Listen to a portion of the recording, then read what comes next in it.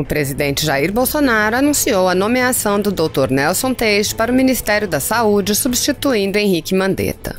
No anúncio, Bolsonaro fez um discurso sobre o enfrentamento da pandemia e a necessidade de se cuidar da saúde ao mesmo tempo em que se preservam os empregos. Bolsonaro elogiou o ex-ministro Mandetta, dizendo que sua saída foi um divórcio consensual. O presidente lembrou que sempre falou em preservar vidas e empregos e tentou passar uma mensagem de tranquilidade para a população. Bolsonaro apontou: junto com o vírus veio uma máquina de destruir empregos. Não poderíamos prejudicar os mais necessitados. Eles não têm como ficar em casa por muito tempo sem buscar seu alimento. E acrescentou que o país precisa voltar à normalidade o mais breve possível, sem prejuízo da saúde da população. O presidente afirmou que já conversou com o Dr. Nelson Teich, pedindo que ele entendesse a situação como um todo, sem abandonar o principal interesse, mas entendendo que ao lado dele temos outros problemas. Bolsonaro apontou que as decisões de todos os agentes públicos têm que ser tomadas com muita prudência, lembrando que o governo não é uma fonte de socorro eterno. O presidente disse: em nenhum momento eu fui consultado sobre medidas adotadas por grande parte dos governadores e prefeitos. Tenho certeza de que eles sabiam o que estavam fazendo. O preço vai ser alto. E pediu: não botem mais essa conta nas costas do nosso sofrido povo brasileiro. Bolsonaro pediu ainda que governadores e prefeitos reconsiderem as decisões e suspendam os excessos. O presidente disse: os excessos que alguns cometeram, que se responsabilizem por eles. Jamais eu mandaria minhas forças armadas prenderem alguém por estar na rua. Jamais tiraria o direito constitucional de ir e vir. Devemos tomar medidas, sim, para evitar a proliferação e expansão do vírus, mas pelo convencimento e com medidas que não atinjam a liberdade e as garantias individuais. Assista. Há pouco terminei uma reunião com o ministro Mandetta, aproximadamente 30 minutos, e discutimos a situação atual do Ministério, bem como da pandemia. Uma conversa bastante produtiva, muito cordial, onde nós selamos um ciclo no Ministério da Saúde.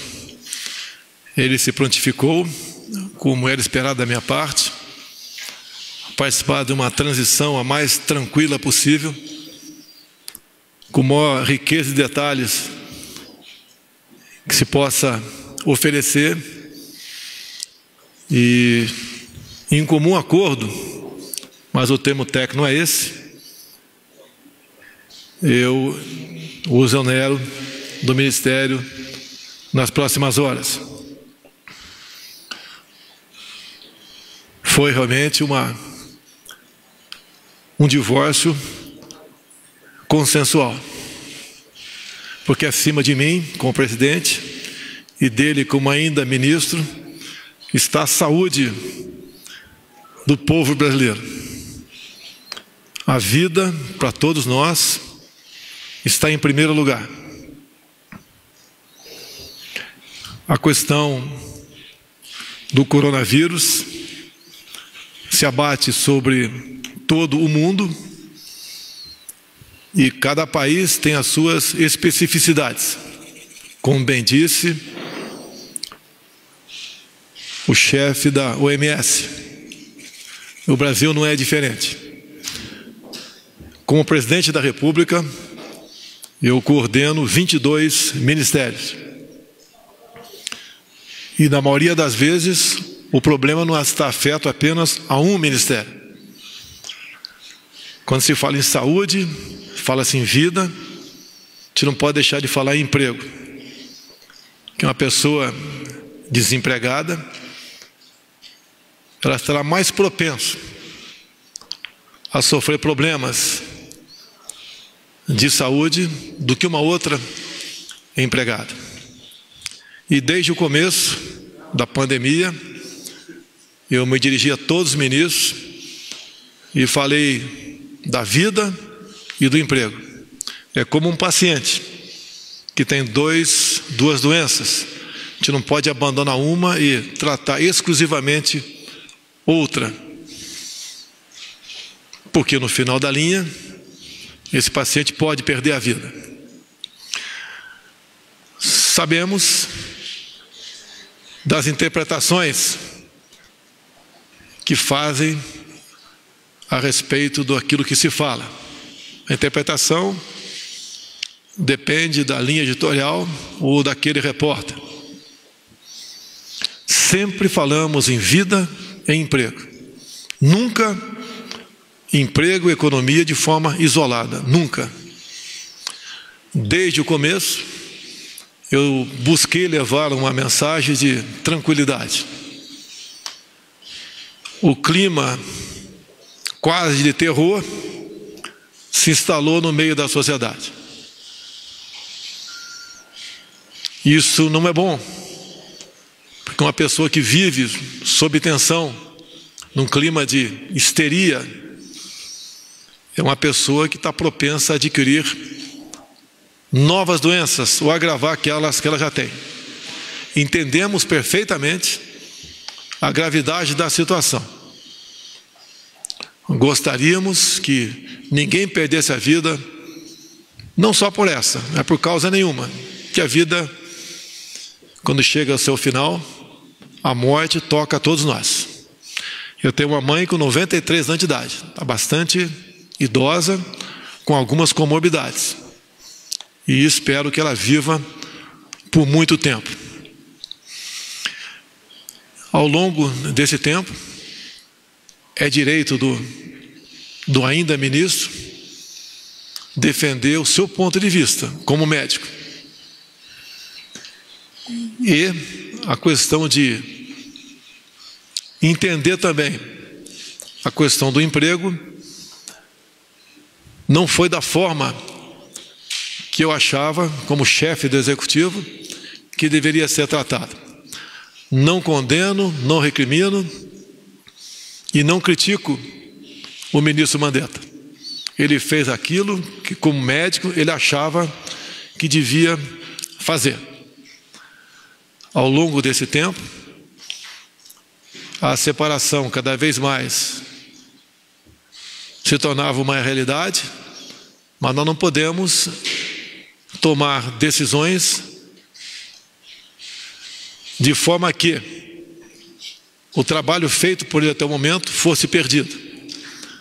O que eu conversei ao longo desse tempo com o oncologista Dr. Nelson, ao meu lado, foi fazer com que ele entendesse a situação como um todo, sem abandonar, obviamente, o principal interesse, a manutenção da vida, mas sem esquecer que ao lado disso tínhamos outros problemas.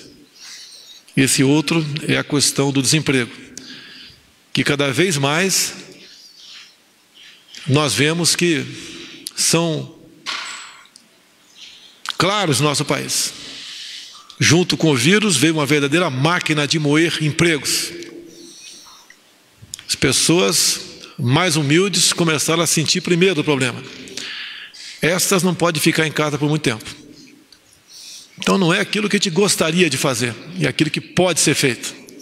Nós não poderemos prejudicar os mais necessitados. Eles não têm como ficar em casa por muito tempo sem buscar seu alimento. E os primeiros que sofreram com isso foram os informais, na ordem de 38 milhões no Brasil. Os empregos com carteira assinada, estamos vendo também, como temos conversado com toda a sociedade, cada vez mais estão sendo destruídos. Se chegar a um nível tal, o que nós não queremos é que a volta da normalidade, além de poder demorar muito, outros problemas aparecerão. Nós nos preocupamos para que essa volta à normalidade chegue o mais breve possível. Então, antes mesmo de outras providências, nós tomamos várias medidas. Entre elas, uma das mais importantes é o auxílio emergencial para exatamente os informais e assemelhados. Então o governo não abandonou em momento nenhum os mais necessitados. E o que eu conversei com o doutor Nelson é que gradativamente nós temos que abrir o emprego no Brasil. Essa grande massa de humildes não tem como ficar preso dentro de casa. E o que é pior, quando voltar, não ter emprego. E o governo não tem como manter esse auxílio emergencial ou outras ações por muito tempo. Já se gastou aproximadamente 600 bilhões de reais. E podemos chegar a 1 trilhão. Sei e repito que a vida não tem preço, mas a economia, o emprego tem que voltar à normalidade. Não o mais rápido possível, conversado com o doutor Nelson. Mas ele tem que começar a ser flexibilizado, para que exatamente não venhamos a sofrer mais com isso. Nós todos, Poder Executivo, Poder Legislativo, decisões do Judiciário, tem que ser essas decisões com muita prudência. O governo não é uma fonte de socorro eterna. Em nenhum momento eu fui consultado sobre medidas adotadas por grande parte dos governadores e prefeitos. Tenho certeza que eles sabiam o que estavam fazendo. O preço vai ser alto. Tinham que fazer alguma coisa? Tinham. Mas se, porventura, exageraram, não bote essa conta, não no governo federal, não bote essa conta, mais essa conta, nas costas do nosso sofrido povo brasileiro. Não queremos aqui criar qualquer polêmica com outro poder. Todos eles são responsáveis pelos seus atos, assim como eu sou como chefe do Executivo. Não furtarei a minha responsabilidade. Decisões sou obrigado a tomar.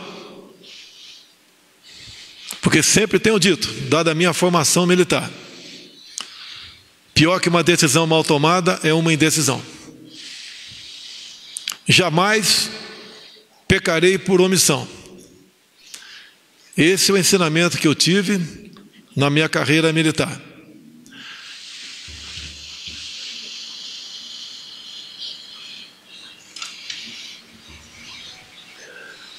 Essa será a minha linha de atuação. Montamos um governo diferente dos montados anteriormente, que tem dado resultado. Estávamos praticamente voando no final do último trimestre. Tudo estava indo muito bem. O Brasil tinha tudo para dar certo num curto espaço de tempo. Esse dar certo agora acontecerá, mas num tempo mais ampliado, onde eu apelo para os demais outros poderes. A responsabilidade não é só minha, é de todos nós. Os excessos que alguns cometeram, que se responsabilizem por eles. Jamais eu mandaria as minhas Forças Armadas prender quem quer que seja que estivesse nas ruas. Jamais eu, como chefe do Executivo, vou retirar um direito constitucional de ir e vir, seja qual for o cidadão. Devemos tomar medidas, sim, para evitar a proliferação ou a expansão do vírus. mas pelo convencimento e com medidas que não atinjam a liberdade e as garantias individuais de qualquer cidadão. Jamais cercearemos qualquer direito fundamental de um cidadão. Quem tem poder de decretar estado de defesa ou de sítio, depois de uma decisão, obviamente, do Parlamento brasileiro, é o presidente da República, e não o prefeito ou o governador. O excesso não levará à solução do problema, muito pelo contrário, se agravará. E como venho dizendo desde há muito, e tenho certeza, temos amigos aqui da ação da MB, Sociedade de Medicina Brasileira, que o remédio para curar um paciente não pode ter um efeito colateral mais danoso do que a própria doença. Então, o governo federal, o presidente da República, tem uma visão mais ampla de cada ministro de per si. Esse é o nosso trabalho. Essas são, muitas vezes, as decisões que nós somos obrigados a tomar. Os problemas acontecem na vida de todo mundo e devemos buscar a melhor maneira de solucioná-la. Então, nesse momento, além de agradecer o senhor Henrique Mandetta pela sua cordialidade, pela forma como conduziu o seu ministério, eu também agradeço o doutor Nelson por ter aceito esse convite. E ele sabe do enorme desafio que terá pela frente. Já começa hoje mesmo uma transição que gradualmente vai servir para redirecionar a posição não apenas do presidente, mas dos 22 ministros que integram o nosso governo. Todos os ministros estão envolvidos na mesma causa, sem exceção. Nós estamos juntos em defesa da vida do povo brasileiro, em defesa dos empregos e também, obviamente, buscando levar tranquilidade e paz para o nosso povo. Então, agradeço ao doutor Nelson, para o qual eu passo, então, a palavra agora. Pessoal, boa tarde. Primeiro eu quero agradecer ao presidente a oportunidade de estar aqui, de assumir o ministério num momento tão importante da saúde no país. Para mim é uma honra estar aqui para ajudar o país e as pessoas. Vou colocar algumas coisas que são importantes que a gente discutiu aqui, em relação a pontos que podem ser polêmicos e que a gente vai discutir. A primeira coisa é a parte do distanciamento, do isolamento. O que acontece? Não vai haver qualquer definição brusca, radical do que vai acontecer. O que é fundamental hoje? É que a gente tenha informação cada vez maior sobre o que acontece com as pessoas com cada ação que é tomada. Como a gente tem pouca informação, como é tudo muito confuso, a gente começa a tratar a ideia como se fosse fato e começa a trabalhar cada decisão como se fosse um tudo ou nada, e não é nada disso. O que é fundamental é que a gente consiga enxergar aquela informação que a gente tem até ontem, decidir qual é a melhor ação, entender o momento e seguir nesse caminho de definir qual a melhor forma de isolamento, distanciamento. O que é fundamental é que isso seja cada vez mais, a gente vai falar nisso o tempo todo, que isso cada vez mais seja baseado em informação sólida. Quanto menos informação você tem, mais aquilo é discutido na emoção. Isso não leva a nada, porque isso é absolutamente ineficiente. A segunda coisa, eu até escrevi isso recentemente num artigo, é a gente discutir saúde e economia. Isso é muito ruim, porque na verdade essas coisas elas não competem entre si. Elas são completamente complementares. Quando você polariza uma coisa dessa, você começa a tratar como se fosse pessoas versus dinheiro, o bem versus o mal, empregos versus pessoas doentes. E não é nada disso. Hoje em dia a gente tem uma discussão na área de saúde que são os determinantes sociais da saúde. O que traz saúde para uma sociedade? Um deles é cuidado em saúde, mas entre os outros você tem estabilidade econômica, educação, entre outros. E uma coisa importante do desenvolvimento econômico é que ele arrasta as outras coisas. Quanto mais é desenvolvido economicamente um país, mais você investe em educação, mais você investe em saúde, mais você tem recurso para ajudar a sociedade. Então isso tem que ficar muito claro. Existe uma cooperação nesse sentido. Porque quando a gente fala, às vezes a gente fala em emprego, e o emprego às vezes ele é necessário, mas quando a gente não aprofunda esse detalhe, se você não tem emprego, isso quer dizer que a economia, que você tem pouco recurso. Esse pouco recurso vai influenciar quanto você vai investir em infraestrutura, quanto você vai investir em educação. Isso tem um impacto enorme na qualidade de vida e na expectativa de vida de uma sociedade. O que é importante é que a gente vai trabalhar isso tudo com um detalhamento fundamental para que a gente entenda o que está acontecendo e tome as ações e as políticas necessárias. Um outro ponto é a parte de tratamento. A gente tem as vacinas, a gente tem os medicamentos. O que é importante aqui? Tudo aqui vai ser tratado de uma forma absolutamente técnica e científica. E você vai disponibilizar o que existe hoje, em termos de vacina, em termos de medicamento, dentro, essencialmente, o ideal, dentro de coisas que funcionem como projetos de pesquisa. Porque isso vai permitir que você colhe o maior número possível de informações no espaço mais curto de tempo. Isso vai te ajudar a entender o que faz diferença ou não para as pessoas, para os pacientes e para a sociedade. Isso é um compromisso que a gente tem. Entender claramente o que está acontecendo, não só no Brasil, no mundo, em relação a tudo que representa cuidar dessas pessoas. Um outro ponto que é fundamental é a gente trabalhar uma área de dado e inteligência. Porque, como eu coloquei antes, a gente tem que entender cada ação que a gente toma. Quando você tem muita incerteza, como é o momento de hoje, cada coisa que você faz hoje, você na verdade não tem certeza do que vai acontecer amanhã. Colher esse dado ao longo do tempo é fundamental.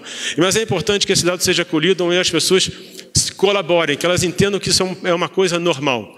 E quando a gente fala em dado e informação, a gente não está falando só da Covid. Hoje, quando você tem a Covid, o que está acontecendo, por exemplo, com a oncologia? Se você tem uma redução da atividade econômica, você vai ter, talvez, diminuição da quantidade de clínicas de diagnóstico, clínicas de tratamento. Então, você pode ter menos gente sendo diagnosticada. Isso pode impactar muito na sobrevida das pessoas, no índice de cura das pessoas. Isso vale para a doença cardiovascular, isso vale para o câncer, isso vale para outras doenças, né?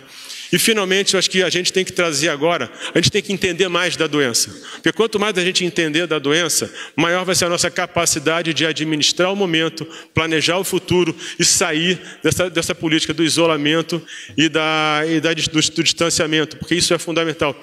Porque as pessoas vão ter muita dificuldade em se isolar. A gente vive um momento único hoje, porque você tem o isolamento com um volume enorme de informação. É um mundo completamente novo, a gente nunca viveu isso, né? Então, como é que, e a gente vai estar aprendendo ao longo do tempo como é que isso se comporta. Então, e aí, para conhecer a doença, a gente vai ter que fazer um programa de teste. É fundamental que a gente tenha uma avaliação do que é essa doença hoje. Como eu falei, se você não domina aquilo, se aquilo não está na sua mão, você vira um barco à deriva. A gente vai assumir, conhecer a doença. Na hora que a gente começar a entender isso e conseguir definir políticas e ações, a gente assume o comando desse problema. E em algum momento isso vai se solucionar e a gente é que vai estar comandando isso. E é isso que a gente vai fazer. Então esse programa de teste ele vai ter que envolver o SUS, a saúde suplementar, a iniciativa do empresariado, tem que fazer um grande programa, tem que definir qual é a melhor forma, como é que você vai fazer a amostra, que tipo de teste, se é paciente sintomático, se é assintomático, mas isso vai gerar uma capacidade de entender o momento, entender a doença e vai dar muito para a gente uma capacidade enorme de definir ações e conseguir controlar o que está acontecendo hoje e que isso aconteça o mais rápido possível. E mais uma vez eu agradeço a presença de vocês, a presença de todos e deixar claro que existe um alinhamento completo aqui entre mim, o presidente e todo o grupo do Ministério e que realmente o que a gente está fazendo aqui hoje é trabalhar para que a sociedade retome de forma cada vez mais rápida uma vida normal e a gente trabalha pelo país e pela sociedade. É isso aí. Obrigado. Obrigado a todos e que Deus abençoe o nosso Brasil. Obrigado. Se você apoia Jair Bolsonaro, curta este vídeo. Manifeste a sua opinião e compartilhe para que a vontade do povo brasileiro seja conhecida. Inscreva-se no canal para ter acesso gratuito ao nosso conteúdo. Uma produção Folha Política.